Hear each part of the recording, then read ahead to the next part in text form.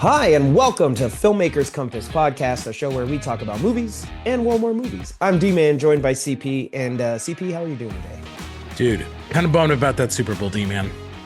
You know, the Super Bowl itself, the game was pretty lackluster. I know the New England Patriots didn't even score until either the end of the third quarter or maybe the fourth quarter. But, what was it? 9-0 at half and 19-0 at one point with not much momentum, not much drama. Not much excitement. Yeah. Kind So of disappointing. I mean, I was rooting for the Seattle Seahawks as a, Peyton Manning fan and by extension a Colts fan. I never root for the Patriots. Not rooting for Brady and Belichick, and I'm not rooting for Vrabel and May. But they are taking their licks in the media right now. So, I mean, this isn't a movie podcast, or this isn't a sports podcast, it's a movie podcast. But I do think the Super Bowl kind of supersedes almost everything else going on in our culture on that weekend. It's like Yeah. one of the biggest shared cultural events that we have, Yep. amongst award shows and a couple other things. But Super Bowl Sunday, what a day. What a day, man. Yeah, I don't know how much you actually saw of the game. I know it was on, but it was never really interesting enough that I was like sitting there watching it play for play. That was kind of it for me. I was so bummed. I was like, whatever happens, happens, you know? I know I kept like coming back into the room being like, hey, did something happen? And they're like, no, not really. Another field goal. Yeah. So, well, anyway, I hope all of our listeners, you guys had a great Super Bowl Sunday and enjoyed the game, or at least enjoyed the party. So I know I did. I usually do. And I was very fortunate enough that I actually had Monday off, the Monday after Super Bowl Sunday. So let's Nice. just call that a win. Win-win. So let's go ahead and jump into our shout outs, CP. First up, we have Ivor, who I don't know if you saw his message to us. He actually sent us a video of a dining experience where you get to watch the movie The Empire Strikes Back, and then they serve you an entire, I think it's like 5-course meal or like that supposedly matches what's happening on the screen. So kind of So like you what I talked about with get the get to eat Matrix at some the cosm. tauntauns. Yeah, like they literally have like, like it's like the Wampa arm, or they have like whatever stew Yoda was making in his hut, That's or kind of wild. Are we whatever going? they were going to be served for dinner and conveniently did not when Are you Vader go and are Boba you Fett going? I interrupted. guess I guess that's the real question. You should have Steph take you there for your birthday. I mean, we have the same birthday, so we could celebrate together, and that would be quite a way to do it, watching Empire Strikes Back and eating a, kind of crazy set of dishes. I know, dude. That would be fun. So thank you, Ivor, for sharing. Of course, we are looking forward to movie night. So that should be pretty cool. And we'll probably talk about that as we get closer, but it should be really fun. Yep. Yes, sir. Next up, Henry Cavill shared happy first look for Highlander. And we got forwarded that first look from Drucker, who said, oh, and then the F word, which I'm not going to say, Drucker. I'm Well, sorry. thank you for being responsible and respectful of all our audience, D-Man. We never swear on this family-friendly, good, clean podcast. Exactly. So Drucker continues, I can't wait. It looks so good. I hope they have an amazing soundtrack also. Highlander had Queen doing it. So, yeah, I agree. I'm excited too. I know the lineup, at least for 2026, Highlander is probably a little bit further out, but just in general, like the lineup of some of the stuff we're getting this year, CP it's impressive. Wild. Yeah. But on that note, I actually do have a comment about that from Mr. Matt Shula, who I shared that lineup in one of our chats, and he said 18 of the 24 movies you listed are either remakes or sequels. And then he said the F word, effing sad. He said, can we please get something original? And then we dove into a discussion surrounding whether or not it's chicken or egg scenario. Is the fact that we get so many sequels and remakes the reason why they dominate the end of year box office, or is it a total reaction to audience behavior in that anything we get that's original we just don't really go to it? I don't know. So we're stuck with a lot of sequels and remakes, though. What are you going to do? What are you going to do? Yeah, just enjoy it. So Leading up to awards season, we actually have a comment from Alex who said he watched the movie Begonia. Said worth the watch, great psychological thriller with great dialogue, all of what could be happening around us. Humanoids, question mark. The ending was surprising, and he gave it a 9. So nice. Nice. Okay. Okay. He said worth the watch, and I take his word for it. So thanks for sharing the review, Alex. I'll probably watch that in anticipation of uh, the Oscars and the Academy Awards because I believe CPI, I've only seen 4 of the 10 nominees. So I need to see at least half, but hopefully more Yeah, than you that. should see a couple more. You got a few weeks, so now's the time. Yes. And then Drew chimed in and actually said, I won't watch any sequels or remakes unless they are Xander Cage from Triple X, and it better be starring Vin Diesel. So there you go, CP. That does it for our shout outs this week. Other than we have to give a very big birthday shout out to listener Ryan Weinzettel. So Yay! happy Happy birthday, birthday, Ryan Ryan. Zettel. Yeah, Hope you have managed to thaw out there. The Midwest has been a little, you know, chilly. yeah, It's like to say he's the hanging least. out on Hoth. He's probably eating Wampa arms and stuff. Yeah, probably is.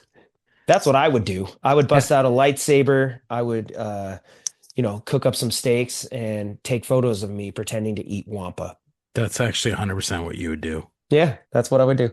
That would be So Dust D-Man's entire Instagram feed is him walking around his backyard with a lightsaber. I think there's probably photos of me doing that as a kid. So There's probably photos of you doing it last December. yeah, probably. I should have just bought a lightsaber while I was out there because there was so much snow. But happy birthday, Weinzettel. All right. Hilarious. Well, CP, let me throw it over to you. Let's do our box office breakdown.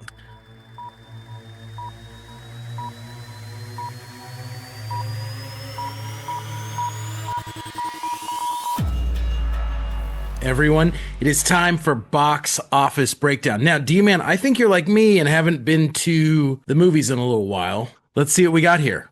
All right. Number 5, brand new on the list, premiering last weekend, Dracula.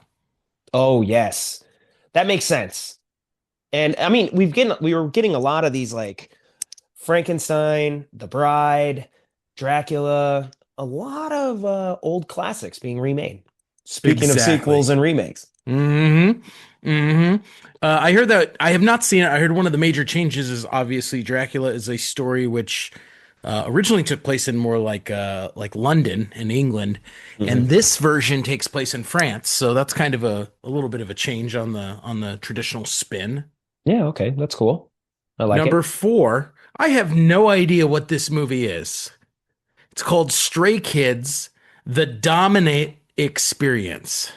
I don't know what that is either. And So it is about this is what Box Office Mojo tells us, captures the K-pop group's sold out performance at Los Angeles SoFi Stadium, makes perfect combining sense. It's a concert concert film. footage and behind the scenes material. So I guess this is exactly what T Swift did like 3 years ago. Yep, they have captured or bottled Taylor Swift's energy and unleashed it as K-pop box office success. So this one was number 2 previously, and that's the film Iron Lung. Have you heard about this? Hmm. I think this is pretty cool. Yeah, I've not seen the film yet. I bought a ticket. I was not able to go earlier this week. I might try and hit it, later this week. But again, made for $3 million. It's made about, $35 million. So not bad. nice. Kind of a very deliberate paced horror film from what I've heard. And it's notable for pretty much starring one actor the entire movie, which is always, it's always interesting when a movie can pull that off. So I really want to check that one out. Yeah, you have like what was it, with 127 hours or whatever when he's like stuck in the cliff or I don't know. There's always a couple where it's interesting. Someone's got to carry the whole thing. Yep. Yes, sir. Number 2, also premiering this past weekend, and that is the film Solo Mio. Mm-mm. Have you heard about it? I have not, so It I'm is not a sure about that Kevin one. James comedy film about a solo trip to Oh, Rome after he is stood up at his wedding. He goes on his honeymoon by himself. Obviously, this must have been inspired by Friends. I don't know how else he would have gotten this premise. He's a sitcom guy, but I will say this. I actually did see him, Kevin James, the actor, I think in character at the Super Bowl, sitting in the stands, basically crying, holding a bouquet of flowers. And I believe that was in promotion of his movie coming out, which I That did may, not know was this movie. well, that's it. And number one in the box office, it was number one the previous week, and that is the horror film Send Help. Oh, I heard of that too. Yeah. I don't know anyone that's seen it, so tell us what you've heard. Well, during the doldrums of, January and a chance to take a number one spot in the box office, I've heard the movie's good, and they're definitely capitalizing on not having any major blockbuster competition right now. So, Well, I mean, congrats. again, this movie's made $55 million, dollars, and this is now the number two film for 2 weeks in a row. So you are absolutely right on the money. This is not when the strongest box office films are being released, and Hollywood seems to know what they're doing. Yeah, I mean, it's not necessarily starting off 2026 with a bang, but I think they closed 2025 the way they wanted to. So they got the rest of the year to figure it all out. But yeah, they at least turned 2025 into a successful year. So that's Yes, cool. sir. That's that. All right. Well, CP, this week we actually have a couple of news stories that we're going to tackle, and then we'll throw it over to the listeners and hear what their thoughts are on some of this stuff. But first up is I don't know if anybody's read the headlines, but the Walt Disney Company has a brand new CEO. So pretty exciting. Bob Iger is stepping down well, this month. I think February 26th is like officially his, or no, sorry, March 18th, March, not February. February was the announcement. And Bob Iger's stepping down March 18th, and I guess he's going to stay on the board at least till the end of the year, but he will relinquish his CEO duties for a second time. But For this a time to second time. yeah, new incoming CEO Josh, and I'm sorry if I pronounce this wrong, but tomorrow, Yeah, well, I mean, you should be respectful. He does listen to this podcast regularly, so yeah, get his Josh, name right. thank you for listening. And Josh, congratulations on taking over as CEO, which is pretty exciting. He was well, I guess he still is the current chairman of Disney Experiences for the parks, cruises, and products. And I guess one of the things that's really interesting about this is that to balance his operational background, Disney also named Dana Walden as president and chief creative officer. So it has that vibe of going back to Walt Disney and Roy Disney, and then it has the vibe of matching like Michael Eisner and Frank Wells, Mm, where you have one person sort of doing all the operations, accounting, and business, and then you have the other person just sort of in charge of creative and uh, taking the company in new directions. yeah, that's interesting. So Disney has a history of this, Yep. which actually makes it seem kind of exciting because when looking at Josh D'Amaro's experience, um, he doesn't have any experience like running a major studio or a major streaming platform like Disney Plus or anything like that. So experience lacking, but he is sort of like connected with the Disney fan base, which I Hmm. think is why he was probably chosen because A, the parks are incredibly successful. There's a lot on their plate in terms of expansion, both within the parks that are already built and potentially future parks, because Disney hasn't opened a park since like Shanghai. It's been a Hmm. while. So Hmm. they might be thinking that if they're going to open a new park, this is the guy that should be in charge to do it. Hmm. But I guess, like, I don't know if you knew this, he's a huge like Disney fanboy. He's been with the company for years. Yeah. He is at the D23 conference. He often makes announcements. Apparently, he goes and walks the parks and just talks to fans and meets people. And I mean, I don't know how much you get to do that as a CEO, but Well, that's pretty that's cool cool. that it shows that he's definitely invested in the company and he obviously believes in Disney, and that's kind of cool. Yeah. Well, while we're talking about this conversation, I think what I wanted to start with is throw it over to you. And what do you think of Bob Iger, sort of Bob Iger 2.0? He has already. stepped down once. Bob Chapek took over and was relinquished of duties about, I don't know, a year and a half into his tenure, which I always think, that guy got a bad beat. I mean, he took over right after Disney Plus launched and it's losing a shit ton of money, which came from his predecessors, and COVID Hmm. happened, Yeah. which totally affects Disney's bottom line because you have like parks, cruises, and all the like hotels, physical places people have to go. He can't do shit. Yeah. So I always thought he got a bad beat.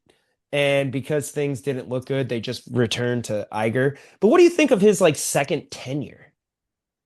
I mean, honestly, disappointing as a whole. Okay. I would fault Iger for a couple.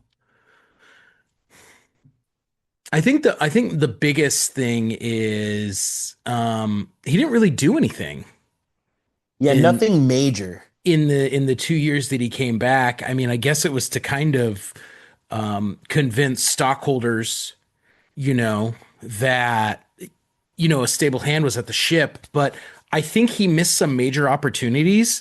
I mean, we talked about this a couple episodes ago. Under Bob Iger, that was the decision to essentially allow OpenAI to run wild with their content.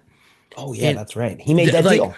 that deal seemed terrible to me in the sense that Disney was paying essentially Disney was paying OpenAI to use Disney content and then let all their employees use OpenAI software for purposes. It did not seem like it was mutually beneficial. It seemed like that whole deal really favored Yeah. OpenAI, which I thought was foolish.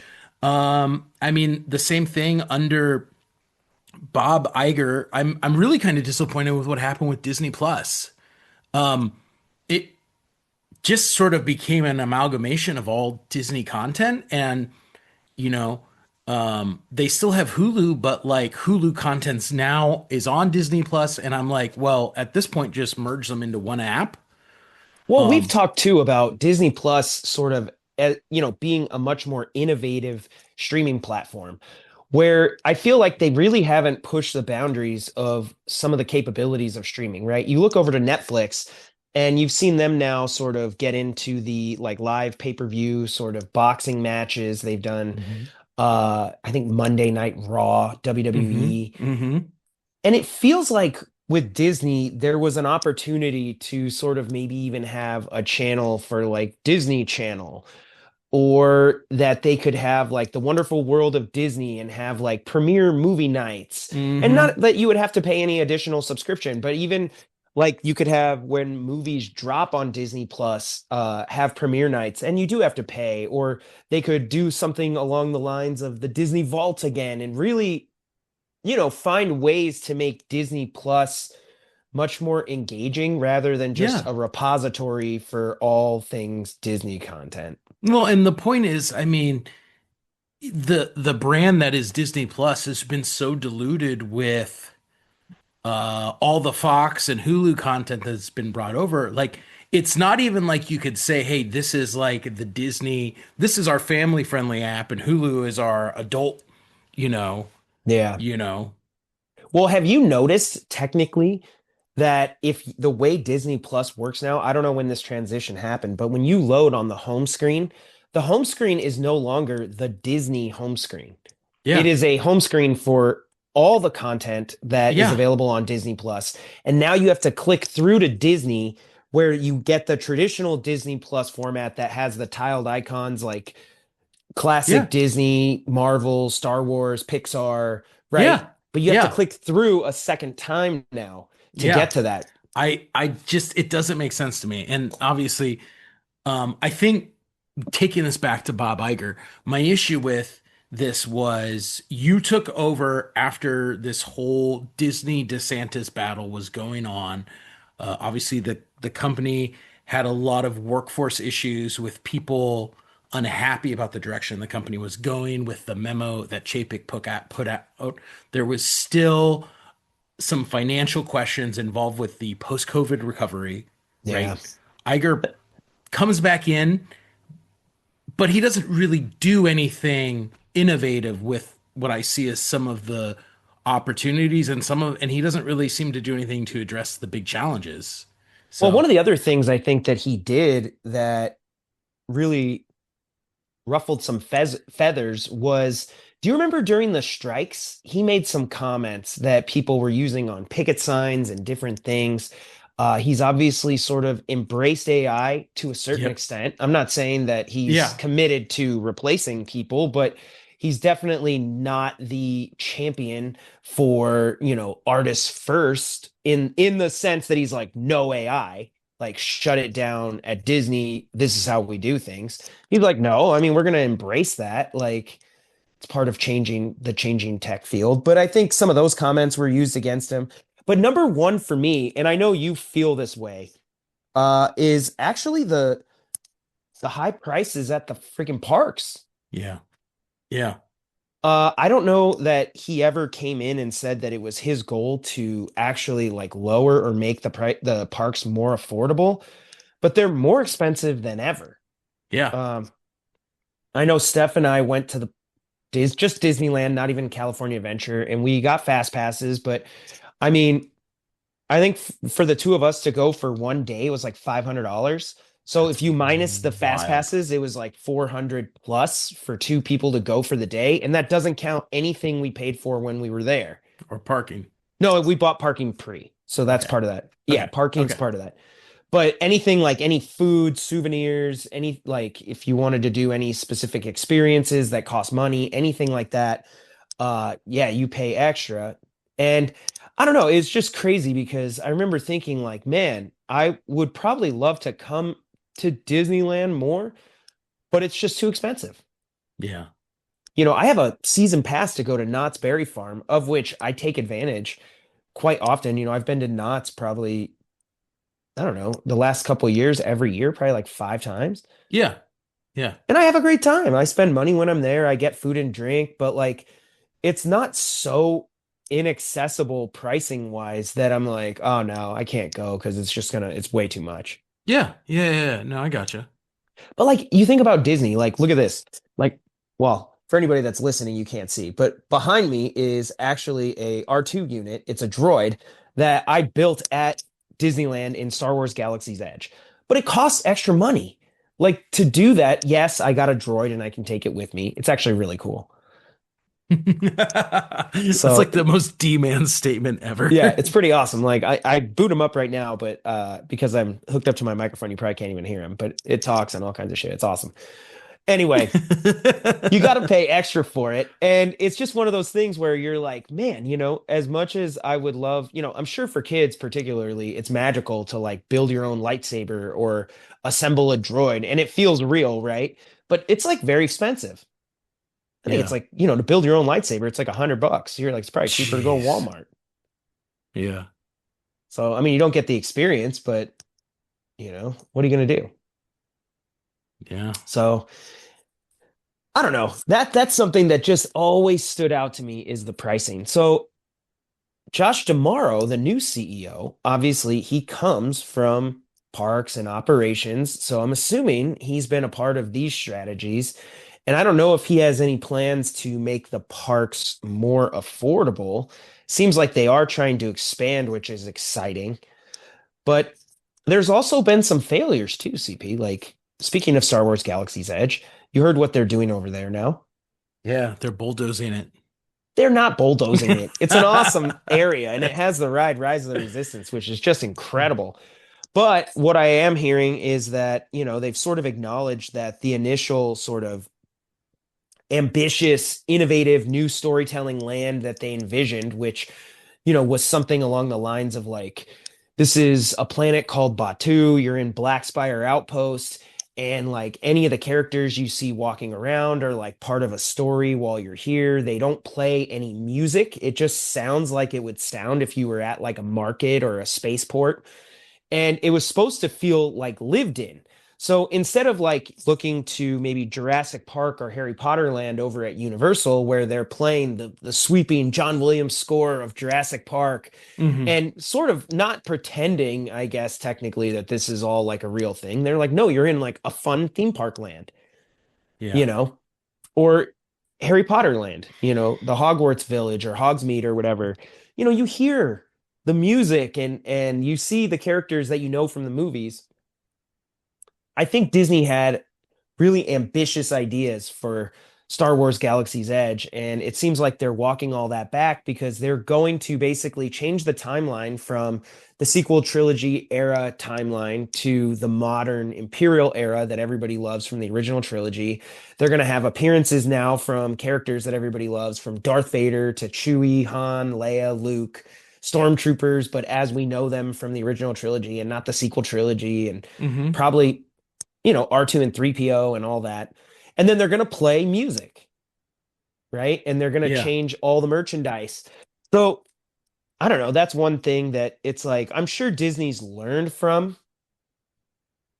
Yeah. And I don't know. I was really excited when they announced it all because I thought it seemed so immersive and so cool. But it ends up that, people want to take pictures with Darth Vader and buy a shirt that is the original trilogy Star Wars and not the sequel trilogy. It's kind of a shame the sequel trilogy didn't work out, but what can you say? It didn't. Well, I mean, and it didn't. And multiple people have told me, they're like, I want to go to Tatooine. I want to go to Naboo. I want to, you know, I don't necessarily want to go to the new places. I want to go to the familiar places that I know but have never been able to go to. And the music thing, a lot of people have always mentioned to me. They're like, it just, because you go other portions of Disneyland and there is music. Yeah. And the way they do it, right? It's not like over the top. It's very immersive. You don't really realize, but it's there. And a lot of people have said they're like, it just isn't the experience that people thought they wanted. Yeah. So that's exciting, I guess. I mean, I'm glad to see that they're probably listening to, park goers and fans and going to give them a little bit more of what they want. But in terms of having the new CEO, I mean, that's also nice because looking forward to some of the new lands that they're building, whether it's Cars Land or a new Avatar, or they're even Hmm. doing like a villains land over in Disney World.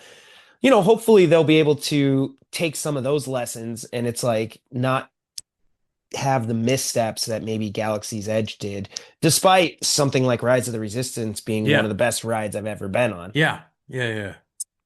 So I don't know. I'm hopeful for that. I am interested to see because Josh Tomorrow is not necessarily the like creative content guy. Yeah.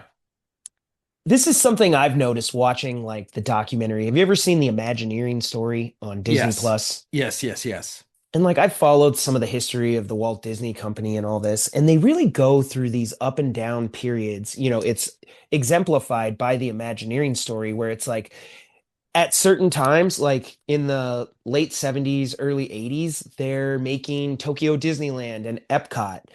But then once they sort of finish this stuff, like the Imagineering work goes down, right? And then Hmm. there's this period in like the mid 80s where Disney's just not doing well, Yep. right? And so, Yep. like, if you go back to the very beginning of Disney, Walt Disney himself was a creative storyteller, Yeah. right? He's pushing the innovations of animation, cartoons, and then obviously feature animation, Yeah. and eventually even some live action stories that, became instant classics. Hmm. Well, then he changes his where his energy's going and he's focused on building Disneyland. And Hmm. so he moves away from this sort of creative period of like pushing boundaries in film and winning all his Oscars to, Yeah. innovating within the theme park space and changing that world. Well, Yeah. then, like I said, you go through that sort of period in the 70s, early 80s, and then you end up with Eisner and Frank Wells coming Yep. in like another duo like we have right now, where it's like Disney needs probably a creative revision. And that's what we got. I think it was like Touchstone Studios, Buena Vista Yep. Video. I think the Disney Channel, Yeah. they got the Disney Renaissance. Literally, you start running through like Little Mermaid, Beauty and the Beast, Aladdin, Lion King, Pocahontas, like literally Yeah. Yeah. classics. Yeah. At Yeah. that point, they're partnering with Pixar and we're getting Toy Story and like all this stuff. Incredible run. Yep. Then you have like you go into the 90s, 2000s, you're looking at like expansions in Paris. They bring in their cruise line and they open California Adventure, whatever. You know what I mean? Yeah. Like they're back to doing parks and like the Disney Renaissance is over with like Tarzan. Yeah. You're like, no, we're not focusing on that. So then you have all this stuff come out, all this parks and stuff. Well, now you go through another creative period with Bob Iger where Disney is not necessarily reimagining their own creative content. They're buying IP. So they buy Pixar, Marvel, Lucasfilm, and 20th Century Fox or 21st Century Fox. Hmm. And they integrate all this new IP into the Disney brand, into the parks. Yeah. And you sort of go all the way up now. You're walking it all the way up to that COVID area, the Chapek area. And we've already talked about Bob Iger 2.0. So it makes me wonder, where are we right now? Like, does Disney need a creative refresh or do they need more parks? Sorry, that went kind of long. Yeah, that went really long. I'm not sure that we necessarily need a creative refresh in the sense that um, Disney is ripe with so much IP that they can lean into and explore that they haven't even begun to, you know, maximize that opportunity yet with everything they've acquired over the last 20 years, right? There's a Hmm. lot of IP there. And I know sometimes people are a little tired of recycling and revisiting an existing IP, but they have so much that is still untouched. I think the park thing is an interesting point in the sense that, as you said, Shanghai Disney was the last new one that they did.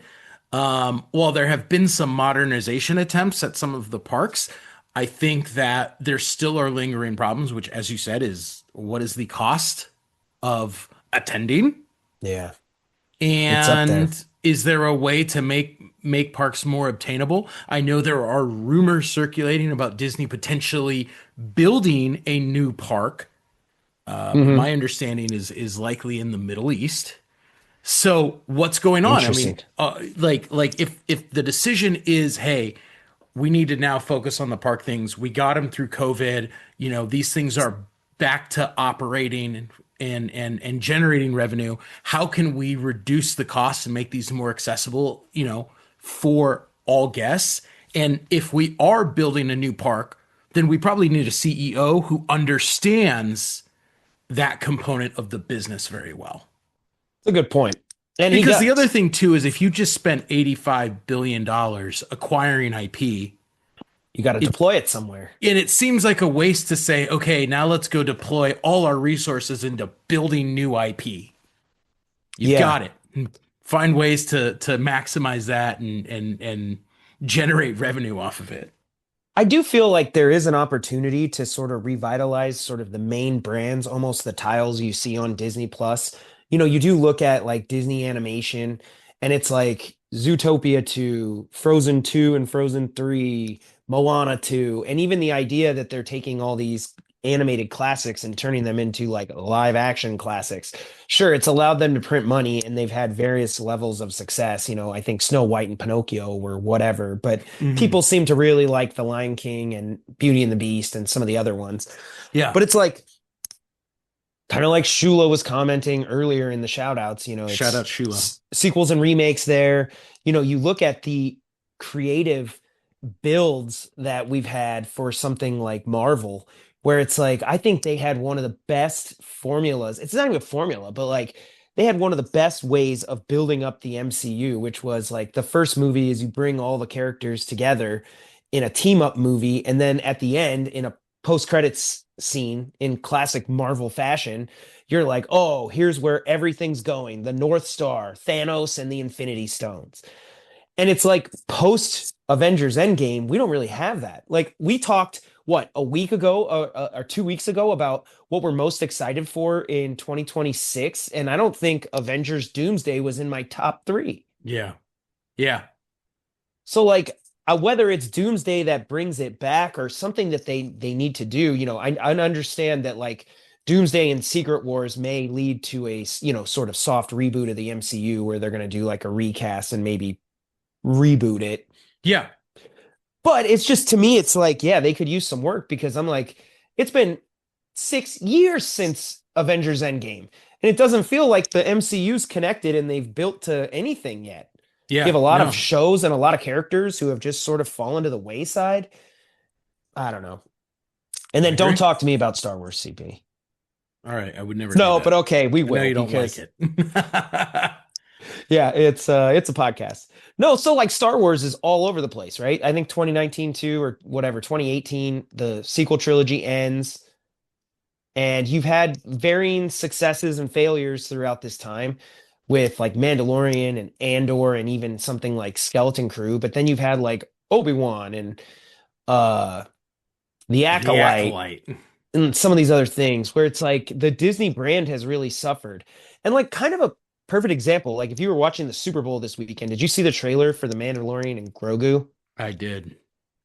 It's essentially like it's an homage to old Budweiser commercials. And for anybody listening that didn't see the commercial, it essentially starts off with like an old, I forget the actor's name. He's actually awesome. Uh, what's that guy's name from Roadhouse? Sam Elliott? Sam Elliott. Yeah, I think it's Sam Elliott doing the voiceover. It's this real, American sort of like Budweiser style commercial, but instead of horses, it's tauntauns, and they're on the planet Hoth. And instead of, pulling a carriage or something, it is a carriage, but it's the Mandalorian and Grogu. And Yeah. right, they're talking about the Force and all this, and it kind of pans out. And like, I bring it up because it feels like Disney's disconnected from their fans. They pay Okay. for a 30-second spot in the Super Bowl. And I think fans were expecting some really cool preview for The Mandalorian and Grogu, which comes out pretty soon. So Hmm. everybody was excited to see new footage. Well, the commercial we got is literally zero footage from the movie. And it's just sort of this tip of the cap homage to other Super Bowl commercials. But everybody felt burned. Right. And even though I actually kind of love the idea of what they were going for, like an Yeah. homage to just other Super Bowl commercials, Yeah. it didn't land. I think a lot of fans thought that was like real footage from The Mandalorian and Grogu. Like they did Yeah. not get what was happening here. Yeah. And so like it's kind of a creative failure. And people were questioning online whether Disney should be or not Disney, whether Star Wars should be emulating pop culture or kind of setting the bar of pop culture and different stuff. I don't know. It's like a whole wider conversation. That's something I want to throw out to the fans, our listeners, fans of Star Wars. Like, did you guys like that commercial? Was it any good? And do you think Disney's a little out of touch here? I think that's a solid question, and I'm curious to know what people think. Um, I guess the good news is we have a new CEO. So since I'm sure he's listening to everything we're talking about, he's going to make some notes, and we're going to see some positive changes coming out of the Walt Disney Corporation. Well, it could be pretty cool. I mean, we talked about Disney longer than I thought we would, CP, but I had I I had fun talking about it. mean, you got some strong opinions. Well, I know you had a couple other news stories that I think we wanted to talk about on our own, but you're like, save it for the podcast. Well, I just think it's interesting, and it does kind of tie back to the Bob Iger conversation, and that's the fact that this whole um, AI revolution is not decided yet. We've had a number of creators come out and band together in opposition to AI, Okay. right?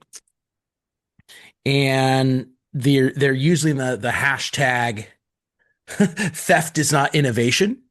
Okay. And really, it's a bunch of artists lending their voice to the and trying to create awareness to the fact that AI ripping off existing work and passing it off as newly created content is not, in fact, newly created content. And you're simply not giving the due credit to the original creators. Now, this is great. Obviously, you know my thoughts on AI, and I love the fact that people are standing up for the human artists and creators who worked really hard. The problem is this feels like a giant nothing burger What do you mean? in the sense that okay, great. So, we have a lot of top tier Hollywood talent. We have some famous musicians. On the Hollywood side, we get people like Joseph Gordon-Levitt, Kate Blanchett, You Scarlett have Johansson Scarlett Johansson, Vince publicly Gilligan. coming out. Yeah. And that's fantastic, but at the end of the day, what's really going to come of all this? Most people know what AI does and how it generates content. And essentially, either people fall into one of two camps, and I don't see a lot of crossover. Either the people that are like, I'm not going to use it, just I don't believe in it. I want human created content, or people that say, I don't really care. This is a beneficial tool, and I'm going to keep using it. I don't know that adding a bunch of celebrities to this public awareness campaign is actually what's needed to prevent big Like, AI tech companies from taking user content and not crediting it or providing financial compensation. The other thing is, I feel like at the end of the day, all this is they just want to get to a point where, again, all these tech companies, OpenAI, and everyone just says, "Oh, hey, here you go. Here's your $25, Scarlett Johansson. I'm glad we got to use your image. Boom, call it a day." And I don't think that is actually fair to human creators when it's just really all about the money and pretending like it's not. yeah. Well, and then so the whole thing too is like, you know, what is sort of fair use, right? In the sense that like you trained models on other people's work, but like the output, if that makes sense. Mm-hmm. It's like an AI being trained on, let's just say, Dragon Ball Z doesn't mean that it has the right to produce new Dragon Ball Z imagery. Yeah. But would it still be fair use to train on something that is like publicly available? Right. So I don't know. And that's where it's like they're going to have to figure out some sort of legal ruling because I mean, I'm seeing tech companies with almost blatant disregard for output. And I think that's where you're going to have your major problem is like people, the whole like Sora 2 Studio Ghibli debate where they're like making things in a specific art style where you're Mm-hmm. like, it's the output. It's not that necessarily on public works that things can't be trained, but you can't have people recreating famous IP unless they cut a deal like Disney. Well, and I think that from my opinion, I think the only way that this gets resolved in a way that is truly fair and equitable for artists is it actually has to be settled legally. And the problem is with Disney deciding to pull out of their lawsuit with OpenAI and just essentially negotiating their backroom deal where they sold their souls, that's never going to happen now. Yeah, that's Again, tough. if the creative IP, if all the lawyers of Hollywood banded together and tried to sue AI into, you know, in existence, eventually I think we'd reach a point that would be equitable and fair to creators, but that's not going to happen, Yeah. right? Well, and then there's also so a lot of these AI companies, what they provide are tools for artists. Hmm. And so there's also that long-standing debate over strictly prompt-based generative works that an AI produces based solely on its training versus tools that artists can use. A perfect example is like, something like voice modification. Yeah. You used to have to use like a voice modulator or, run a voice file through, some sort of Yep. program that would make it sound different. But it's like now you can take any voice and change it into really whatever you want. Again, you'd have to reconcile what the output is, right? Like, can I just sound like George Clooney or Christopher Walken? Maybe not, but are there things that I could sound like which allow me to produce a brand new hand-drawn animation and I can do all the voices? Like, is Hmm. that horrific? Yeah. I Yeah. get to I one, is it? It could be because it's going to destroy voice artists, Yeah. right? Yeah. It could be terrible because they're just a big, a part of the success of longstanding animation is almost anybody else. And in fact, I'd even argue that they bring a certain level of, celebrity to these projects that they would otherwise not have. So it's like, but it's just a tool at that point. You're like, I'm not necessarily doing anything nefarious. It's just, I don't know. That's always interesting to me because I don't know if there's a line. Like, is it completely like no AI? Like I've heard that things like San Diego Comic-Con for their 2026 art show have a 100% total ban on anything AI generated. Hmm. Right? Like that would mean like even if you used a filter, if you use this, Hmm. not necessarily had it generate the work, you just used maybe it to generate some elements of the work. Yep. Can't do it. Yep. Where's that? Is there a line? Is the line just a straight hard band? I've heard um let's see, I think it was like I had it here. The Indie Game Awards. They recently rescinded awards, signaling that they're only awarding things to human made games and content.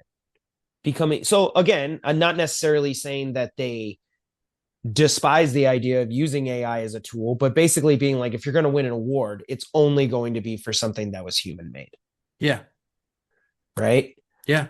So I don't know. I don't, and then I think too, if you go the other way, are we being robbed of anything if we don't embrace AI? Like, is there something positive on the other side of it all? Hmm. I don't know. I mean, we haven't gone there, but you have to wonder like, it can't just all be like dystopian evil, like everything is terrible. So Yeah. I don't know. I don't know what any of that means. Um, I don't know. I don't know if you have any more thoughts on this. It's just, Well, I just think it's interesting because, again, we're seeing the Hollywood collective try and stand up and say, we're supporting artists. But this feels exactly like we got what we got 2 years ago with the SAG strike, where they're like, hey, we're supporting artists and you're not going to get taken advantage of by big companies and they're not just going to steal your image and throw it into AI. And then they're like, whoa, wait a sec, we're going to walk this way back. So there's really no teeth to it. And I feel like that's what's going on. We're making a big show of anything. There's not a clear vision for what they're trying to do. And at the end of the day, someone's going to wave some money and everyone's going to go away. And I don't know that that actually gets to the heart of what this issue is, you know? yeah. Well, like one of the most egregious things I remember that happened, in my opinion, was I think it was OpenAI was like, oh, hey, to like help protect artists, we've created an opt out option. Yeah. And I was like, opt out of like I didn't opt in. Yeah, right. Like it's everything's always opt in. And what do you mean opt out? Yeah, right.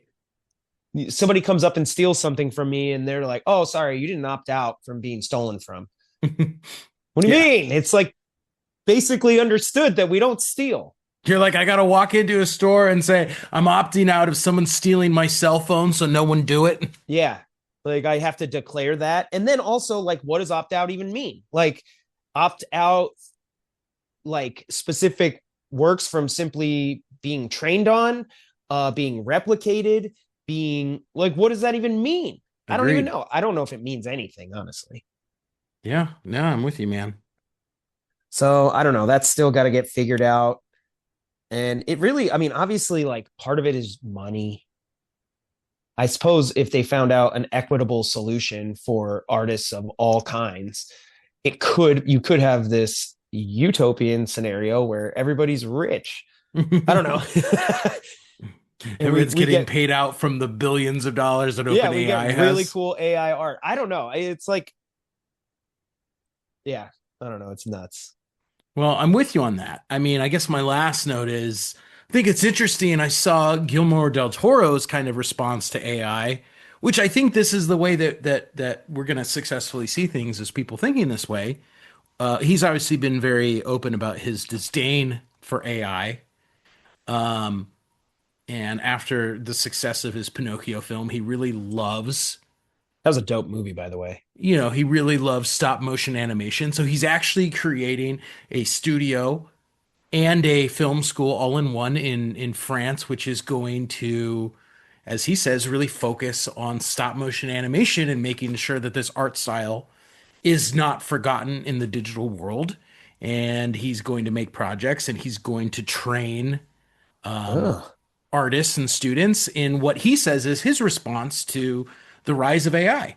And I think that it's really going to come down to individual choices, right? Studios, record labels, publishers making the decision to say, hey, either, this is our position on it. We don't take AI or we do integrate AI.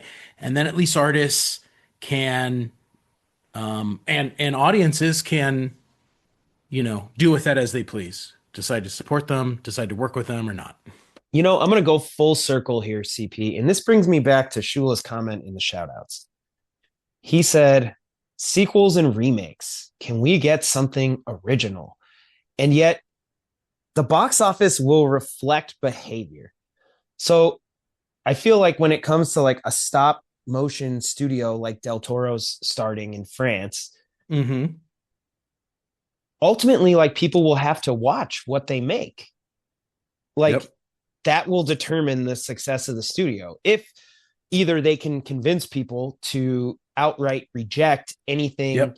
from specific companies or anyone that's using AI, or let's just say you're letting creativity reign and you're like, okay, Mm-hmm. fine, you have to compete against AI, but they're creating much better work and it's just superior and people go watch it. I think we'll see more of this. The problem is our viewers, is viewing behavior going to reflect the work that High supports ideals. the work that supports the artist or the work that supports AI and the corporation? And at least when Valid it point. comes, I say that because I feel like what everyone says is what Shula said. Everyone's always like, I want original stuff. But that's not what you go see. Yeah. Oh, I want to support artists. But what movies did you watch? Mm-hmm.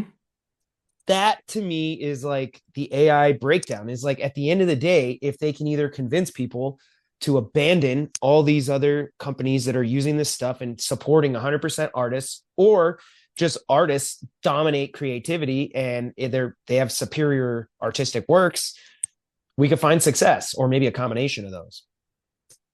For sure.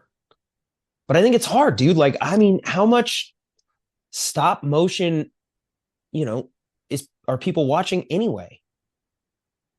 Yeah. Like, I don't know how many jobs there are out there for stop motion animation artists that wouldn't be right now just supported by a corporation or a collective funding their work. But like, are they making money in the marketplace from that work? I don't know Yeah. how much you honestly see. Probably some stuff in like advertising and commercial. Yeah. But like, we're talking about like not just artists using their craft in specific elements, but like creating movies. Sounds like Mm-hmm. that's what they're doing. They're creating a studio. Mm-hmm. Is there a market for that? I don't know. I guess we'll see. If you can get people riled up, get them miffed. I don't know. I wonder where James Gunn falls on all this. Well,